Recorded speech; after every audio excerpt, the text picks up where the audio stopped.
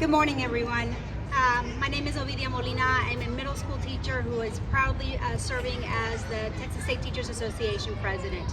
Now I want to tell you that I know that Governor Abbott is not listening to educators, let alone our students or their families.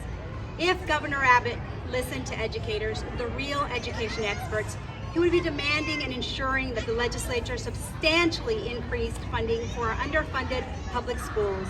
And he would demand and ensure that they help provide raises for our underpaid teachers and school support staff, period. He wouldn't be trying to tie those necessities to vouchers. But Abbott doesn't listen to educators. His actions thus far tell you that he doesn't listen or respect Texas educators, our students, or their families. Instead, he listens to wealthy political contributors who want taxpayer-funded vouchers to benefit a limited number of families and enrich private school owners. Instead of being a leader for public education, as the Texas Constitution requires him to do, the governor bullies our public schools and works to privatize our Texas schools. Under Abbott's watch, per student funding of Texas public schools has fallen more than 4,000 below the national average. Below the national average.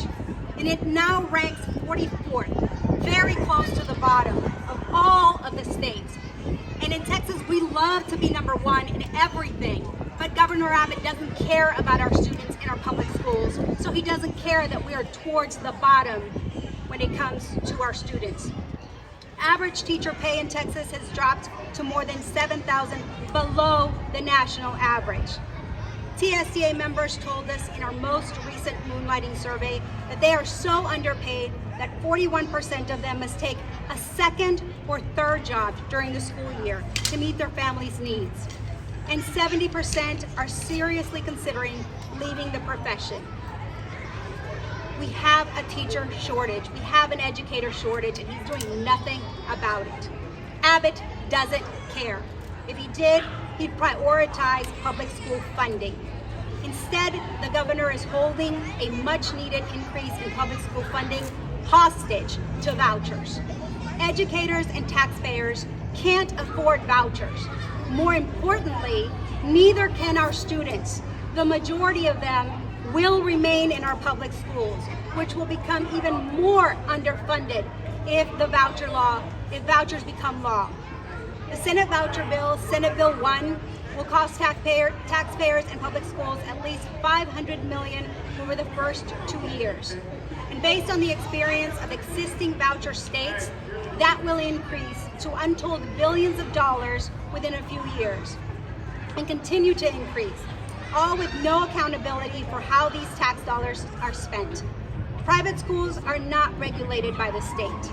The Senate has already approved its voucher bill, and now the fight goes to the House. Historically, and as recently as last spring, the House has killed vouchers.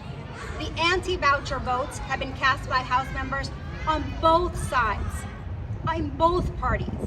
Unlike the governor, they value our local public schools more than the greed of voucher promoters. We recognize that many of these legislators are under intense pressure from the bullying governor and his political contributors.